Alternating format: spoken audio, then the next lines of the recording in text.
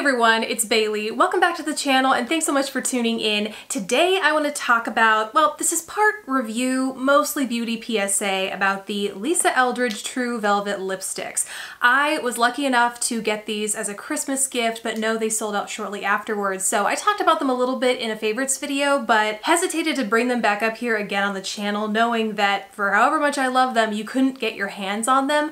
And she had said that there would be a re-release of these in the coming months, but she finally announced on her Instagram just a few days ago that these are going to be available in the summer. I don't think a date or even a month has been specified. I looked back at her Instagram and I also looked on the lipstick website, and there isn't any information about that available, but I figured now knowing that there is for sure going to be a re-release of these, I could confidently get on here and talk about them, share my thoughts on them, swatches of them, knowing that at some point they will be available again. So if you're interested in seeing that, swatches, my review, all of that, let's go ahead and get started. So just really quick, in case you're unfamiliar with Lisa Eldridge, although I have a feeling if you're here on my channel, you definitely know who she is, but just in case, she is a makeup artist. She has a channel here on YouTube where she shares incredibly informative makeup tutorials, creating these incredible looks, but she is a professional makeup artist, and she launched these 3 lipsticks called the Plush True Velvet Lip Colors. There are 3 shades within this collection, and all of them are shades of red.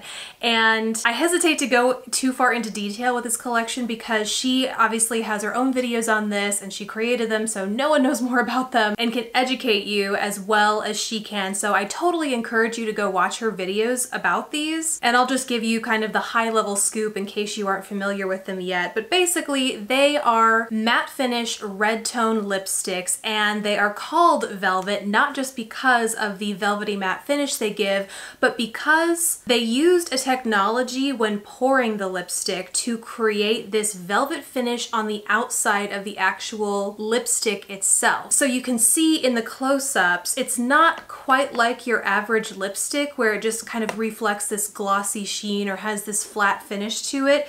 It literally mimics the effect of a velvet where the light kind of gets captured and is reflected in more, you know, bright and shadowy ways, depending on how you look at it. Like, it's a very cool presentation of a lipstick that I think she said has never been done before. And although it's not functional, I mean, it doesn't help or hurt the function of the lipstick at all, it just makes it a really beautiful statement or vanity piece, just a really beautiful beauty product, especially when you see the tube. It's housed in this brushed soft gold or brass exterior, and then it has a magnetized enclosure so that you don't have to, and it's a pretty strong magnet, so you don't have to worry about it popping open in your purse. Then there is also her signature in L with a little lip here on the top of it, and overall it just feels and wears like a very luxurious product.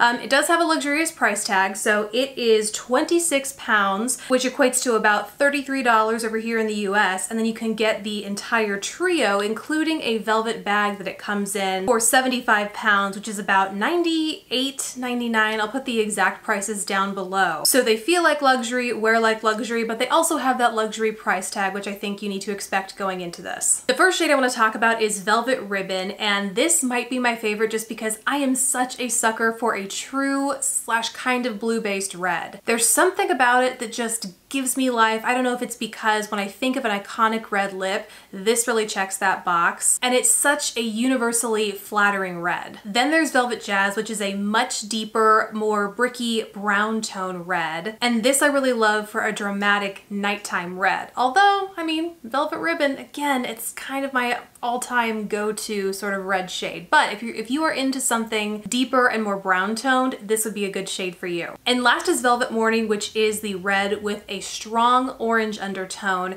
and I personally find that with a light to sometimes even fair skin tone, kind of pre-summer where we are, this looks almost like a true orange on me. Like, I find it leaning far more orange. It's more like an orange red instead of a red orange, if that makes sense. The red influences here are not nearly as strong as I find with the other reds in this collection. And that certainly doesn't stop me from loving it, because especially now that the warmer weather is here, I'm all about these bright, vivid, warm, and orangey tones. But just something to take note of that I was surprised when I first tried these is how much more orange it is than I anticipated it would be. And Velvet Morning is actually what I'm wearing on my lips right now, but then I also took Velvet Ribbon, something that I saw Lisa do either on Instagram or maybe it was on a YouTube video, but I took Velvet Ribbon and then I applied that in my outer corners just to give a really beautiful gradient effect to the lips. As far as the formula goes, these are top notch, especially with a matte formula. I always look for something that manages to stay hydrating and doesn't dry out your lips throughout the day, and these really deliver on that. They have a formula that can really easily be sheared out while still maintaining their pigment, which I think is really interesting. So you can really go for it like I did with these swatches, applying straight from the tube to get a really pigmented lip. But when you actually shear out the formula, you can shear it out relatively thin and still keep a really nice pop of color on the lips. And I feel like that's kind of what helps with the longevity, because even though it's not a liquid lip, which I think makes it a little bit more forgiving in terms of dryness,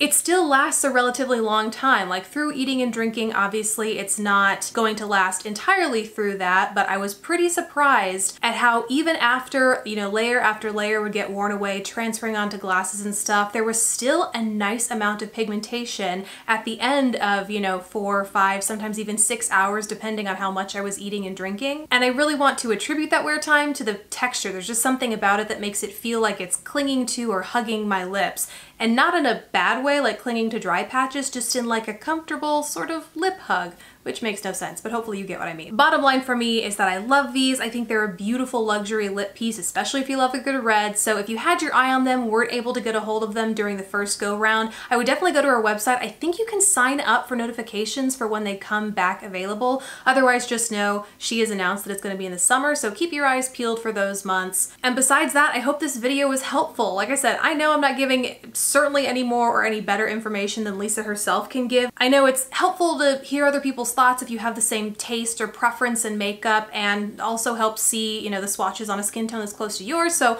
hopefully I could help in some way, and no matter what, I hope you enjoyed this video, guys. Thank you so much for watching. Please don't forget to subscribe if you haven't already, and I will catch you in the next video. Bye, guys.